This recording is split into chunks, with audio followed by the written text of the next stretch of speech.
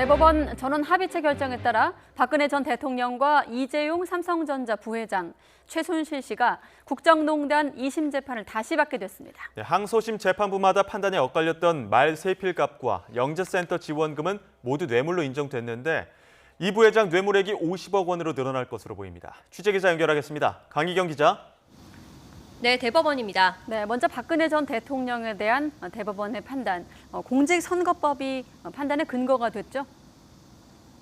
네, 대법원은 먼저 박근혜 전 대통령의 하급심 재판부가 공직선거법을 따르지 않았다고 판단했습니다. 공직선거법은 대통령 등 공직자에게 적용된 특정 범죄 가중처벌법상 뇌물 혐의는 다른 혐의랑 분리 선고하도록 돼 있는데요. 공직자의 뇌물죄는 선거권, 피선거권 제한과 관련되기 때문입니다. 하급심에서 이 뇌물죄를 다른 범죄와 혐의와 구별해 따로 선고하지 않았기 때문에 2심 재판을 다시 하라고 한 겁니다. 하지만 모든 부분에 대해 다시 판단해야 하는 건 아닙니다. 박 전 대통령 항소심에서 무죄로 판단된 부분에 대해 검찰이 상고했는데 이 부분은 이유가 없다며 무죄로 확정했습니다. 대법원이 무죄로 판단한 부분을 제외하고 다시 2심 재판이 진행될 예정입니다. 네, 이재용 부회장과 최순실 씨 항소심 재판부에서 뇌물에 대해 엇갈린 판단을 각각 내렸었는데 대법원이 이 부분도 명확했죠? 네, 먼저 삼성 측이 최순실 씨 딸 정유라 씨 측에 건넨 말 3마리에 대해 대법원은 뇌물이 맞다고 판단했습니다. 이 부회장 항소심 재판부는 말 3마리의 소유권이 삼성에서 최순실 씨 쪽으로 넘어가지 않았다고 판단해 뇌물이 아니라고 봤는데요. 대법원 전원합의체는 법률상 소유권까지 넘어가지 않아도 실질적 사용처분권만 받았다면 뇌물로 봐야 한다고 판단했습니다. 당시 최 씨가 삼성의 말을 반환할 필요가 없었고 말이 죽더라도 삼성에 손해배상을 할 필요가 없었던 점 등을 근거로 들었는데요. 삼성과 최 씨 사이 의사합치도 있었던 만큼 삼성이 최 씨에게 제공한 뇌물은 말 사용료에 그치는 게 아니라 말 그 자체로 봐야 한다고 밝혔습니다. 네, 말 그 자체가 뇌물이다. 자, 그리고 동계스포츠 영재센터에 지원된 16억 원, 이 부분도 뇌물로 인정이 됐죠? 네, 제3자 뇌물죄는 부정한 청탁의 존재가 있어야 합니다. 가장 중요했던 쟁점 중 하나가 당시 이 부회장에게 경영권 승계 작업이라는 현안이 있었느냐인데요. 대법원은 삼성 주요 계열사들이 이재용 부회장의 지배권 강화라는 목적을 갖고 승계 작업을 진행했다는 사실을 인정했습니다. 그러면서 삼성이 영재센터에 지원한 16억 원이 삼성의 경영권 승계라는 현안과 관련한 부정한 청탁의 대가로 지급된 것으로 보고 제3자 뇌물이 맞다고 판단했습니다. 네, 결국 이재용 부회장 뇌물 액수가 50억 정도 늘어날 것으로 보이는데 파기환송심 전망은 어떻습니까? 네, 결국 이 부회장 항소심에서 무죄로 판단된 뇌물 가운데 50억 정도가 추가 뇌물로 인정됐습니다. 뇌물액 그리고 그에 따른 횡령 액수도 파기환송심에서 높아질 것으로 보이는데요. 횡령액은 50억 원을 넘을 경우 무기징역 또는 5년 이상의 징역으로 처벌하기 때문에 실형 가능성이 그만큼 커졌습니다. 파기환송심 결과에 따라 다시 구치소에 수감될 수도 있는 겁니다. 박근혜 전 대통령은 혐의를 분리해 선고해야 하고 최순실 씨는 항소심에서 유죄가 선고된 일부 강요 혐의에 대해 다시 판단하라며 돌려보낸 것이어서 큰 영향은 없을 것으로 보입니다. 지금까지 대법원에서 YTN 강희경입니다. 자, 이렇게 이재용 부회장 집행유예를 받았던 2심이 파기환송이 되면서 다시 징역형이 선고될 가능성이 커졌습니다. 네, 최근 실적 악화에 수출 규제 등 불확실성이 커진 상황에서 총수 부재 사태까지 대비해야 하는 삼성전자는 엎친 데 덮친 상황이 됐습니다. 홍선기 기자가 보도합니다. 대법원 선고가 나오자 삼성전자는 즉각 입장문을 내고 사과의 뜻을 밝혔습니다. 국정농단 사건에 연루된 데 대해 송구스럽다며 앞으로는 같은 잘못을 되풀이하지 않도록 기업 본연의 역할에 충실하겠다는 겁니다. 입장문은 짧고 원론적이었지만 대법원 판결문을 받아든 삼성전자는 충격에 빠진 모습입니다.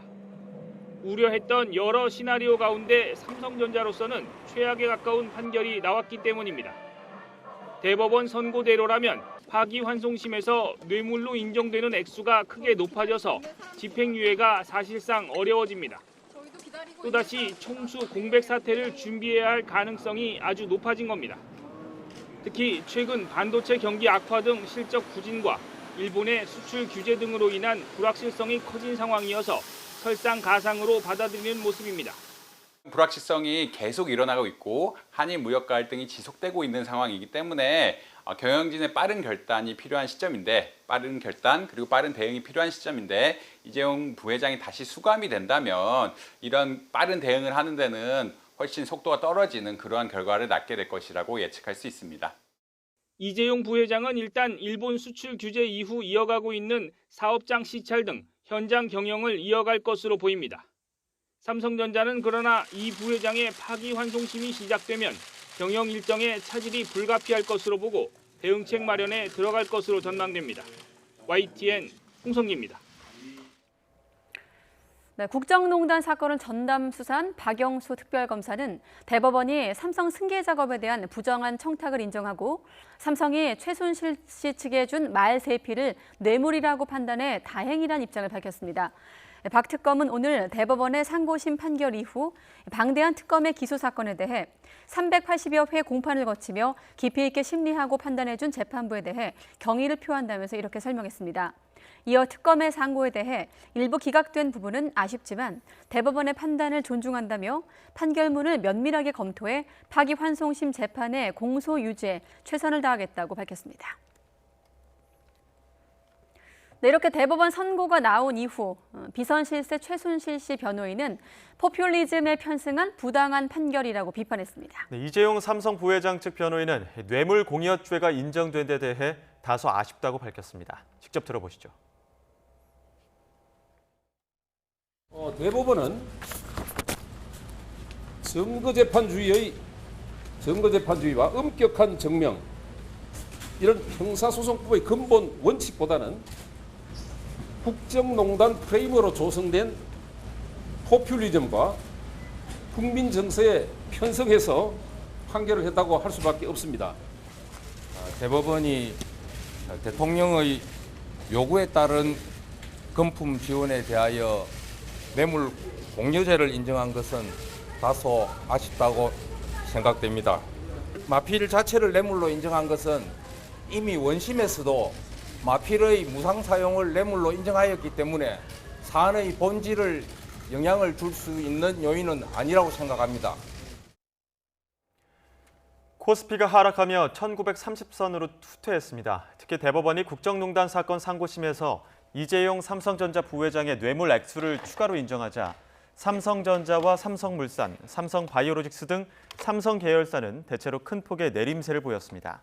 코스닥은 0.55% 내린 599.57로 다시 600선을 내줬고 원달러 환율은 2.5원 오른 1달러에 1216.4원으로 장을 마감했습니다.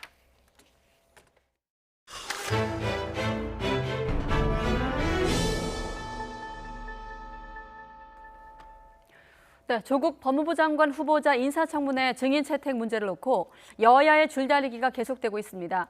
특히 조 후보자 가족 출석 여부를 놓고 팽팽히 맞서면서 청문회 개최 여부도 불투명해졌습니다. 국회 연결해 자세한 내용 알아보도록 하겠습니다. 최민기 기자. 네, 국회입니다. 네, 국회 상황도 궁금합니다. 조 후보자와 관련된 증인 채택 문제 계속 난항을 겪고 있다고요? 네, 조국 후보자 인사청문회 증인 채택을 위한 국회 법제사법위원회 전체 회의는 결국 소득 없이 파행됐습니다. 민주당은 가족은 절대 받을 수 없다. 한국당은 가족의 의혹의 중심이라 반드시 불러야 한다는 기존 주장을 되풀이하며 맞서고 있습니다. 특히 한국당 소속 여상규 법사위원장이 증인 채택안을 상임위 표결에 붙이겠다는 방침을 밝히자 민주당은 안건조정위원회 구성을 요청하며 맞불을 놓았습니다. 이 증인 채택을 놓고 여야의 입장이 팽팽히 맞서고 있는 가운데 일단 여야 간사들이 재협상에 들어갔지만 의견 합의를 못 볼 경우 청문회 개최 자체가 무산될 수도 있다는 관측이 나옵니다.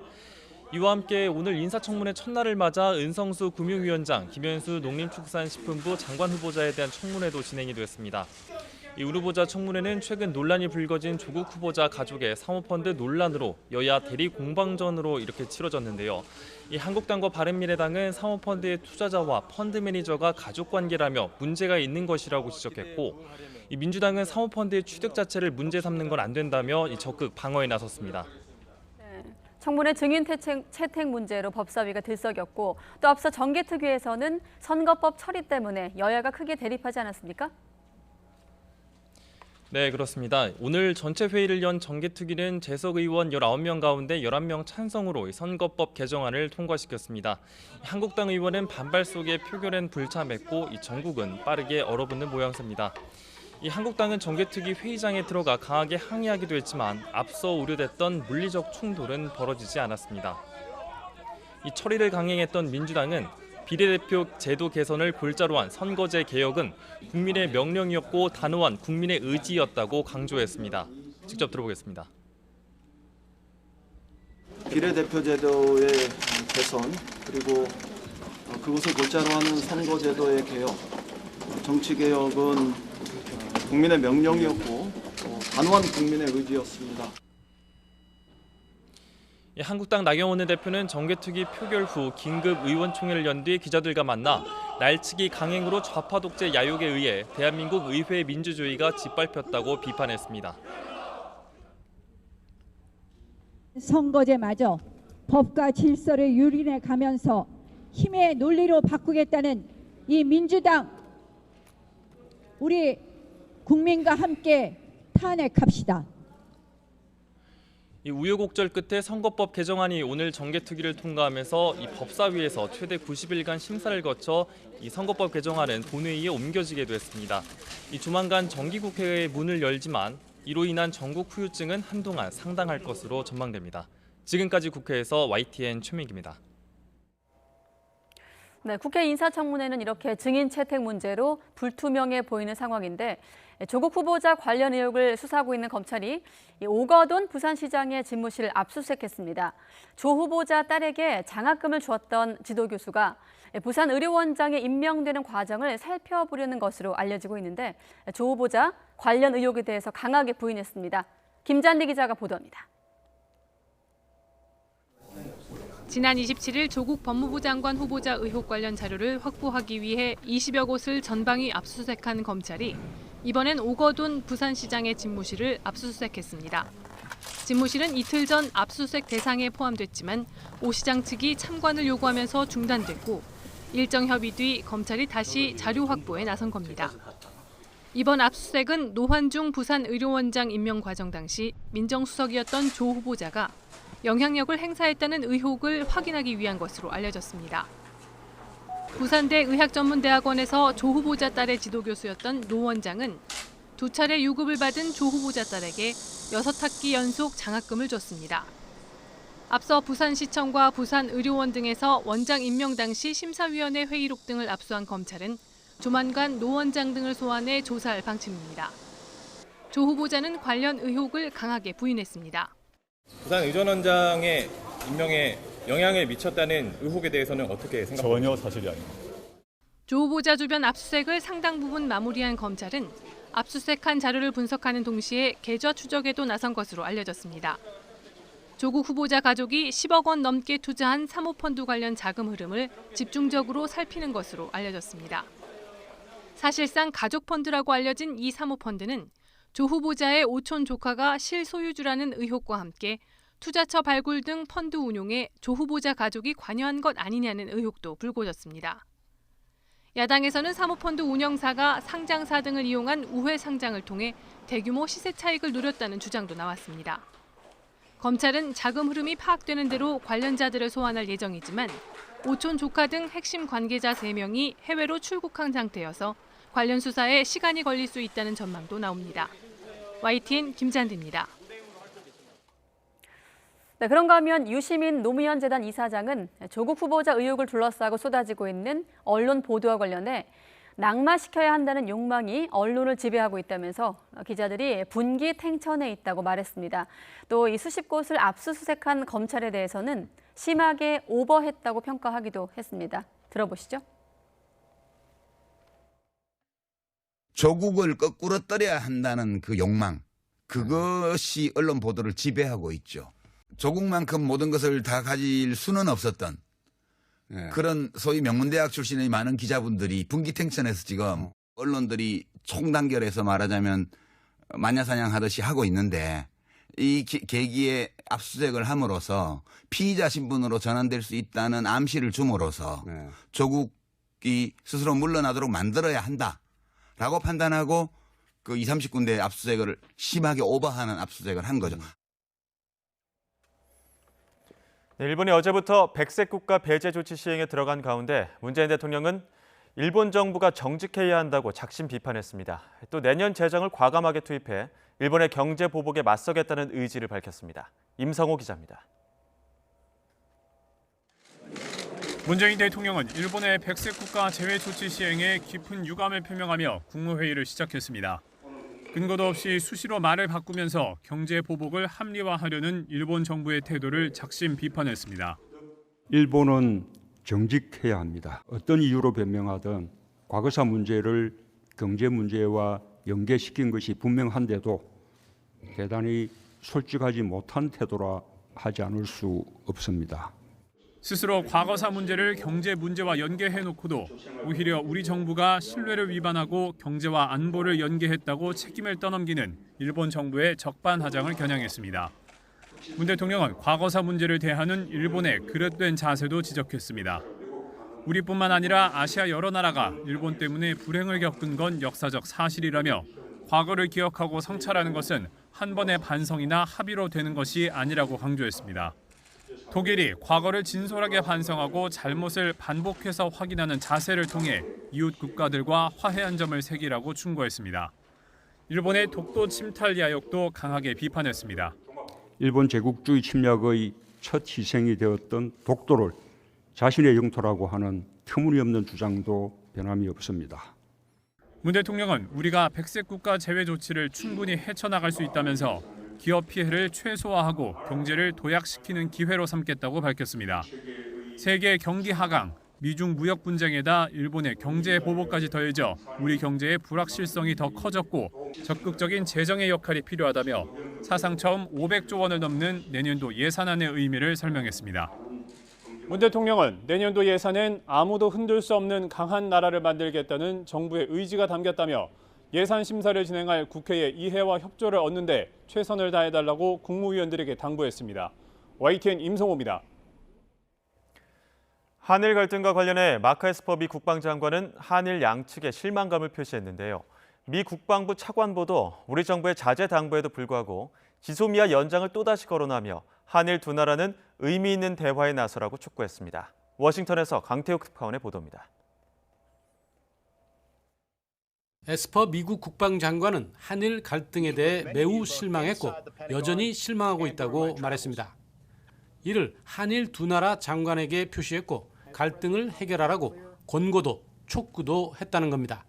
I am a half glass full person as well. I'm hopeful that they'll get beyond this because as I articulated to them, 북한과 중국 등 공동의 위협이 있는 만큼 함께 협력할 때 더욱 강해진다고 강조했습니다.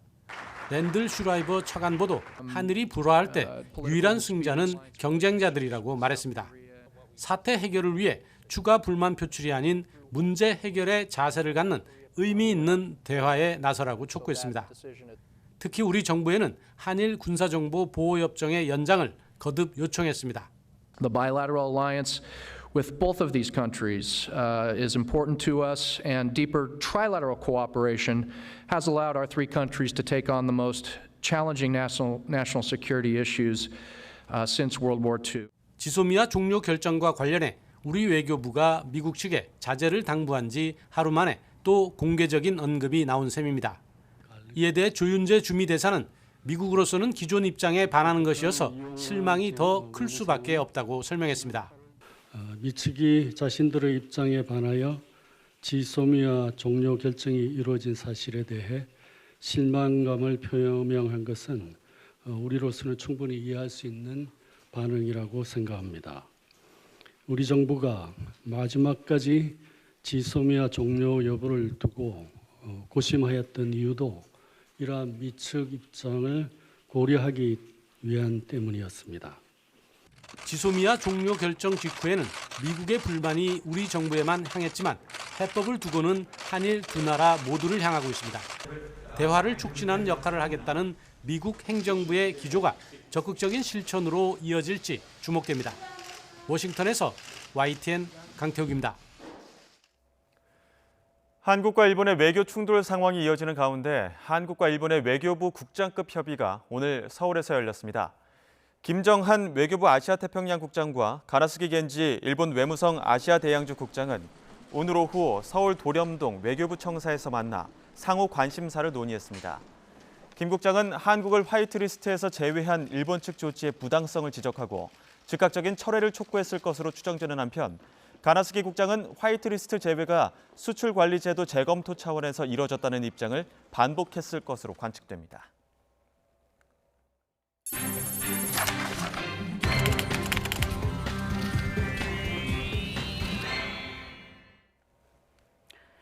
정부가 내년도 예산을 올해보다 9.3% 늘린 513조 5천억 원으로 편성을 했습니다. 초대형 예산인데 일본의 경제 보복 등에 대응해 혁신 성장을 촉진시키고 경제 활력과 일자리 확대에 초점을 맞췄습니다. 먼저 오인석 기자입니다. 2020년 예산안은 경제 활력 회복에 대한 정부의 강한 의지를 담아 감내 가능한 범위 내에서 최대한의 확장적 기조로 편성하였습니다. 정부의 내년 예산안 규모는 513조 5천억 원, 500조 원이 넘는 초수퍼 예산입니다. 지난해보다 44조 원 가까이 늘어난 규모로 400조 원 돌파 3년 만에 500조 원을 넘어섰고 증가율도 글로벌 금융위기 이후 2년 연속 최고 수준입니다. 산업과 중소기업 에너지 분야 예산이 가장 크게 늘었고 일본 경제 극복을 위한 R&D와 일자리 예산 증가가 두드러졌습니다. 보건복지 노동 예산은 180조 원을 넘어 큰 비중을 차지했고 국방 예산은 처음으로 50조 원을 돌파했습니다. 일본의 수출 규제에 대응해 핵심 소재 부품 장비 자립화에 2조 1천억 원이 시스템 반도체와 바이오 헬스, 미래 자동차 등 미래 성장 동력 확충을 위해 3조 원이 투입됩니다. 제2의 벤처붐 확산에도 5조 5천억 원이 배정됐습니다. 내년 예산안은 한마디로 국민 중심 경제 강국 구현 예산입니다. 우리 경제 전반의 혁신이 확산될 수 있도록 핵심 신산업 육성 등 혁신 성장 가속화에 집중 투자하겠습니다. 일자리 예산은 21% 늘어난 25조 8천억 원으로 편성됐습니다. 노인 일자리가 올해보다 13만 개 증가하는 등 재정 투입 일자리 17만 개가 새로 만들어집니다. 내년 하반기부터 국민 취업 지원 제도가 시행되고 건강보험 보장성 강화를 위한 국고 지원이 확대되고 노인 기초연금이 30만 원으로 인상됩니다. 또 국민 안전을 위한 미세먼지 저감에 4조 원, 붉은 수돗물 문제 해결을 위해 4천억 원의 예산이 각각 투입됩니다.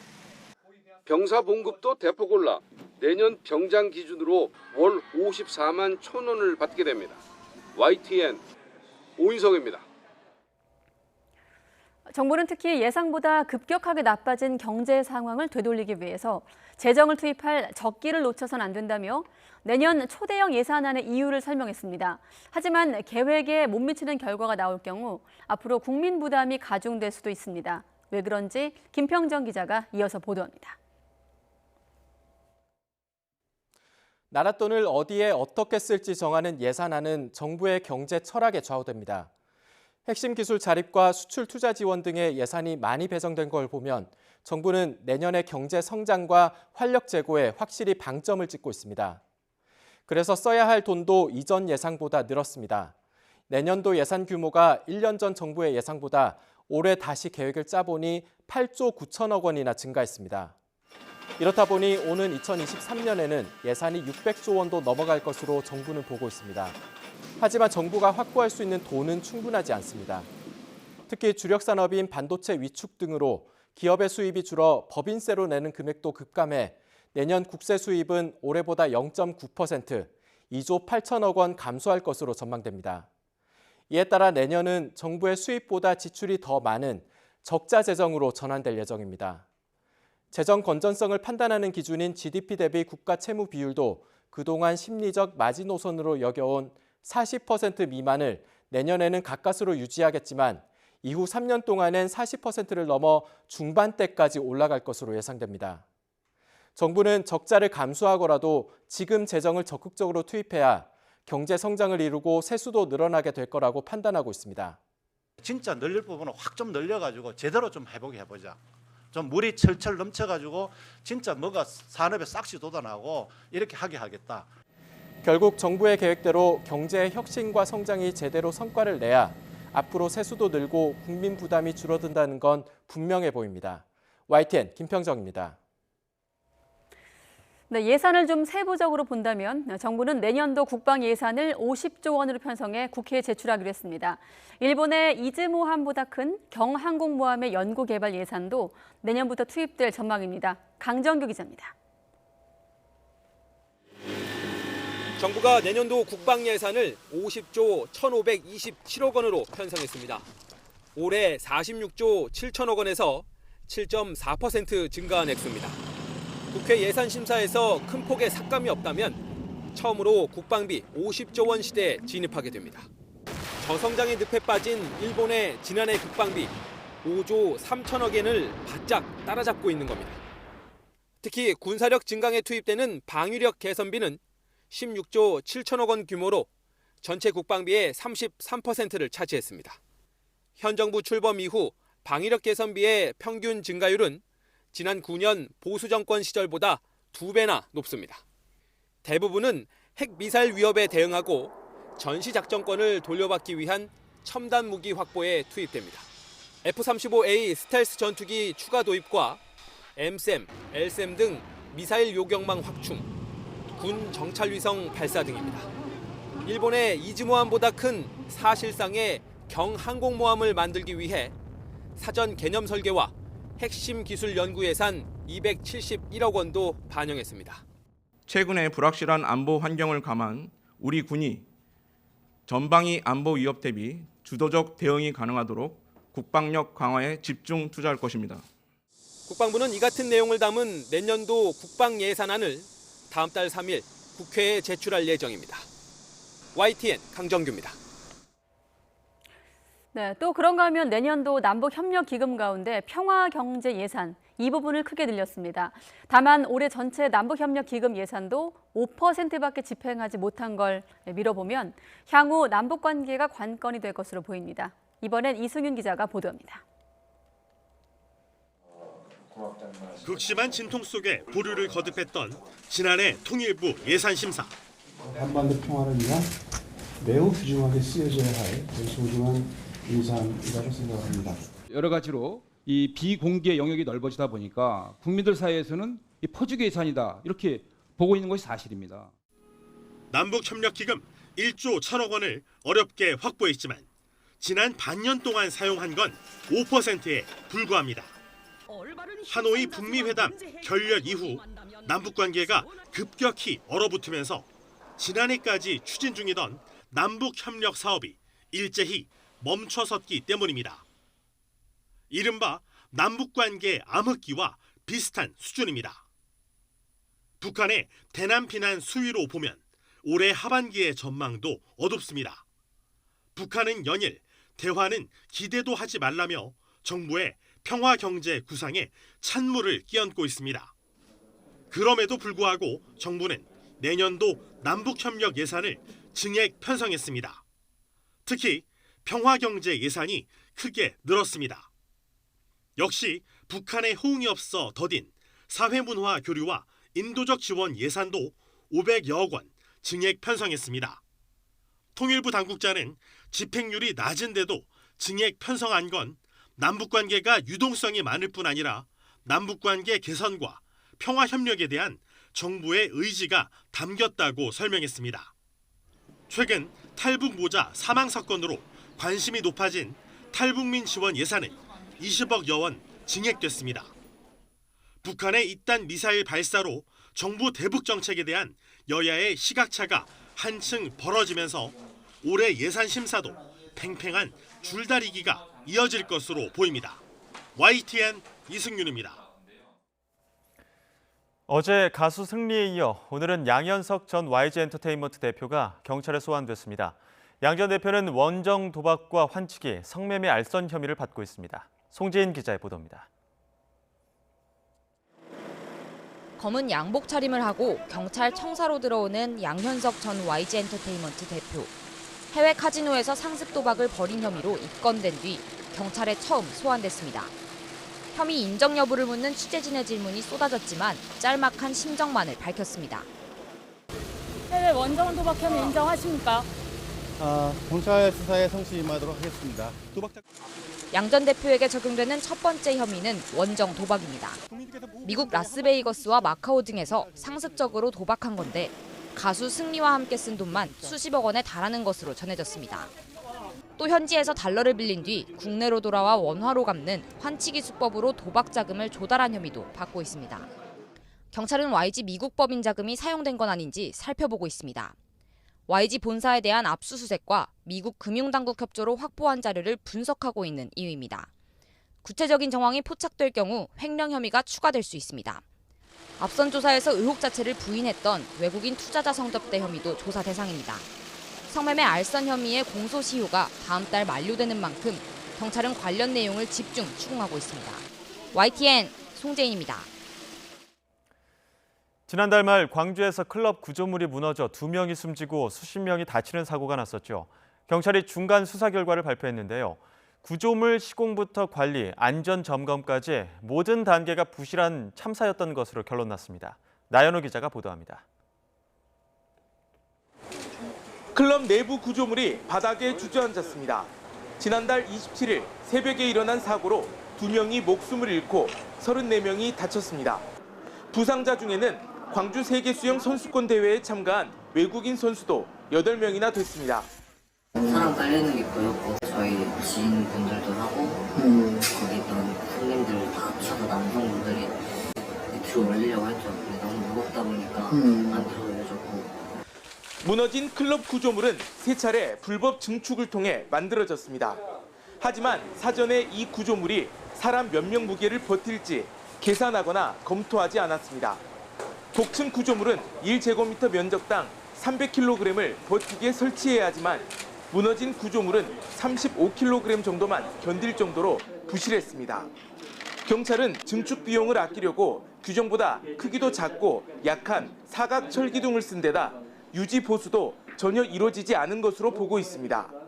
설치 이후에도 지속적인 충격과 진동으로 구조물의 강도가 점차 약화되고 있었음에도 이에 대한 유지 보수 등이 전혀 이루어지지 않아 이렇게 부실하게 지은 구조물은 15명 이상 올라가면 무너질 위험이 큰 상태였습니다. 그런데 사고 당시에는 무려 30-40명이 구조물 위에 올라갔고 안전요원도 없었습니다. 경찰은 11명을 입건해 현 대표 2명을 구속한 데 이어 앞으로 공무원 유착 관계나 특혜성 조례 제정이 이루어진 게 있는지를 들여다볼 계획입니다. YTN 나연호입니다. 전북지방경찰청장의 친형 집에서 장롱에 들어있던 현금 1억 5천만 원이 사라졌다는 신고가 접수돼 경찰이 수사하고 있습니다. 신고자는 경찰에서 오래된 아파트라서 최근 리모델링을 했는데 그 공사 대금으로 주려던 돈이 없어졌다고 진술한 것으로 전해졌습니다. 경찰 관계자는 지역 치안을 책임지고 있는 전북경찰청장 형 집에서 발생한 일이라 곤혹스러운 상황이라며 가급적 빨리 수사가 끝났으면 한다고 말했습니다. 네, 요즘에 인기 생활 가전 중에 하나로 꼽히죠. 시장 점유율 1위, 트롬 건조기에서 먼지가 쌓이고 바닥에 물이 고이는 현상을 소비자원에서 확인해 시정을 권고했습니다. LG전자는 지금까지 팔린 145만 대 전량에 대해서 무상으로 수리하기로 했습니다. 신윤정 기자가 보도합니다. 3년 전 출시된 LG전자의 트롬 건조기입니다. 건조 과정에서 생긴 물로 콘덴서를 자동으로 씻어내는 기능이 특징인데 최근 이용자들 사이에서 이 콘덴서에 먼지가 끼거나 악취가 풍긴다는 불만이 잇따랐습니다. 쓰다 보니까 점점 좀 빨래가 잘 안 마른다?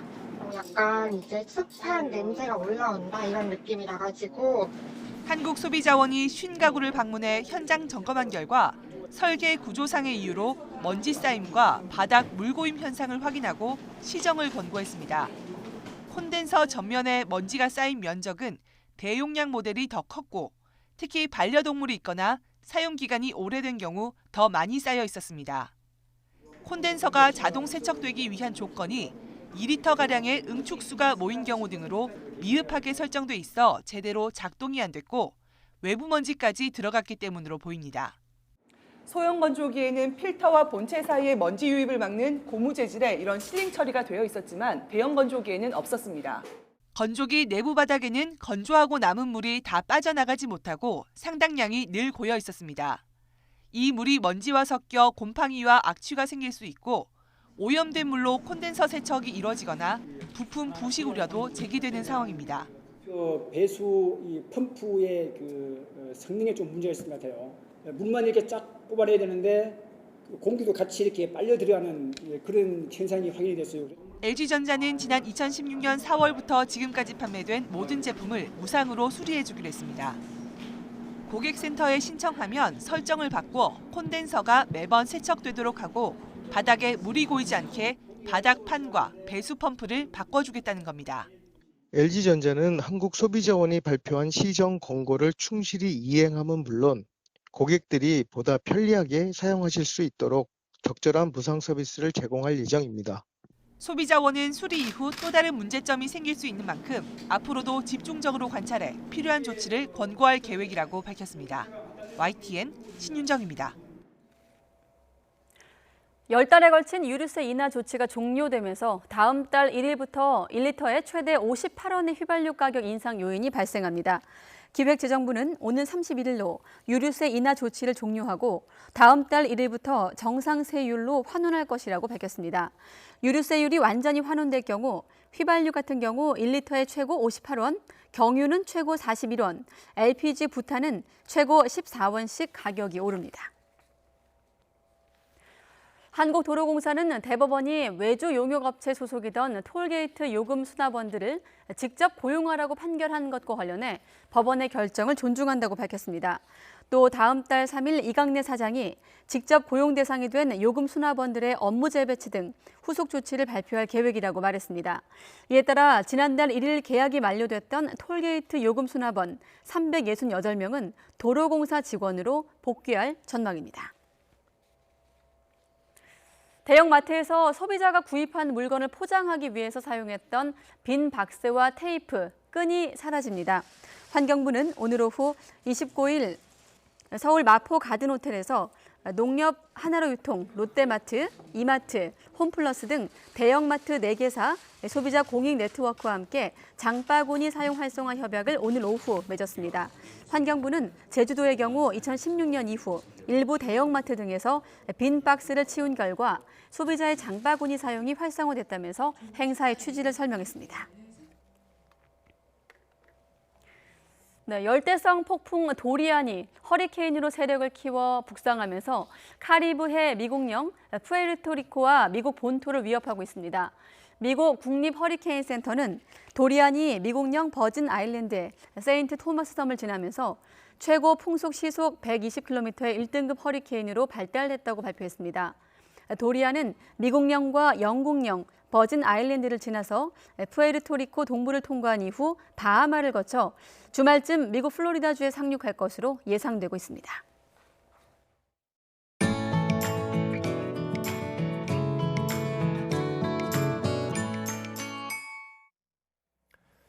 농촌진흥청이 다음 달 1일부터 농업인 복지 실태를 조사합니다. 조사 대상은 농촌 지역의 4천여 가구로 조사 요원이 대상 가구를 직접 방문해 가구주와 배우자를 면접 조사하게 됩니다.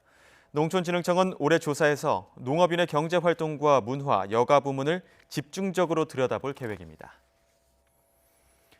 농촌진흥청은 물에 불리지 않고도 빻아서 가루로 만들 수 있는 쌀 품종인 가루미를 개발해 특허 출원했다고 밝혔습니다. 기존 맵쌀과 달리 물에 불리지 않아도 빻을 수 있는 이 품종은 소규모 업체의 제분기로도 쉽게 빻을 수 있을 뿐 아니라 병에 강하고 생육 기간이 짧은 게 장점입니다. 농진청은 가루미 쌀가루로 만든 빵은 맛과 식감이 기존 쌀가루보다 더 좋다는 평가를 받음에 따라 가루미 벼 품종의 보급을 늘릴 계획입니다. 생활의 편리성과 간편성을 추구하는 요즘엔 과일이나 채소 등 먹거리도 예외가 아닙니다. 작은 크기의 과일, 채소는 물론 씨가 없고 껍질째 먹는 포도가 인기를 끌어 재배 면적도 늘고 있습니다. 김학무 기자가 보도합니다. 오래전부터 포도를 재배하는 농가입니다. 이 농가는 4년 전부터는 전혀 다른 품종의 포도를 함께 재배하는데 이게 대박이 났습니다. 청포도처럼 연녹색의 샤인머스켓. 잘 익어 당도가 높은 송이만 수확해 맛이 좋고 씨가 없어 씻어서 껍질째 먹는 게 장점입니다. 정성스레 포장한 이 포도 한 송이의 소비자 가격은 15,000원에서 2만 원. 기존에 재배하던 포도보다 가격이 6배 이상 높습니다. 소비자 반응이 엄청 좋고 농가 수익 면에서도 캔베럴리의 몇 배 되는 수익 창출을 지금 하고 있습니다. 새로 개발한 루비에스 사과는 탁구공보다 약간 큰 일명 미니 사과. 테니스 공만한 크기로 껍질째 먹을 수 있는 황금배도 간편하게 먹기 좋고 맛도 그만입니다. 여기에 보통 수박의 3분의 1 정도 크기인 애플 수박과 미니 양배추, 미니 파프리카 등도 선보여 가족 수가 많지 않은 도시인들이 즐겨 찾고 있습니다. 껍질째 먹게 되면 과실에 껍질이 포함되어 있는 폴리페놀과 같은 굉장히 몸에 좋은 기능성 물질들을 함께 섭취를 하실 수가 있습니다. 그렇게 되면 과일이 가지고 있는 기능성 물질들을 좀 더 많이 그리고 편리하게 섭취를 할 수 있는 그런 장점이 있습니다. 편리함과 간편함을 추구하는 경향에 맞춰 개발한 신품종 과일과 채소가 농가 소득 증대를 이끌고 있습니다. YTN 김학무입니다.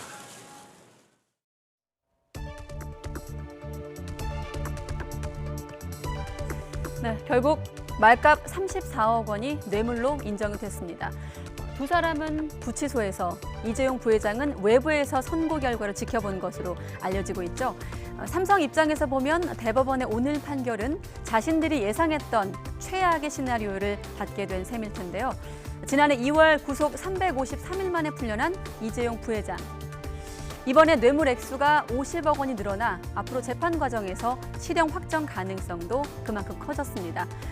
전직 대통령과 비선 실세, 그리고 국내 재계 1위 기업의 총수로 갈림길에 섰던 이 세 사람. 오늘 판결로 무게감은 다르지만 다시 2심 길목에서 만나게 됐습니다.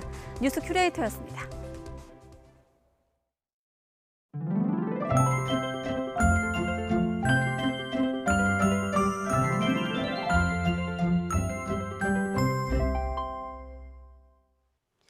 퇴근길 곳곳에 비가 내리고 있습니다. 오늘 밤까지 경기 동부와 영서, 충청과 남부 지역에는 5에서 40mm의 비가 더 이어지겠습니다. 이번 비는 단시간에 갑자기 쏟아지는 소낙성 비의 형태를 보이겠습니다. 교통 안전에 각별히 유의하시기 바랍니다. 오늘 흐리고 비가 내리며 낮에도 선선했는데요. 내일도 서울의 낮 기온이 27도에 머무는 등 예년 기온을 밑돌겠습니다. 내일 전국적으로 구름 많겠고요. 경기 동부와 영서, 충북 북부 지역에는 대기 불안정으로 오후 한때 5에서 20mm의 소나기가 지나겠습니다. 낮 기온은 예년보다 조금 낮겠습니다. 서울 낮 기온 27도, 광주 28도, 대구 30도, 부산 28도로 예상됩니다. 이번 주말 내륙은 맑은 날씨가 이어지겠고요. 다음 주에는 다시 충청과 남부 지역에 가을 장마가 이어질 전망입니다. 지금까지 날씨 정보였습니다. 네, 이상으로 뉴스큐 마치겠습니다. 함께해 주신 여러분 고맙습니다.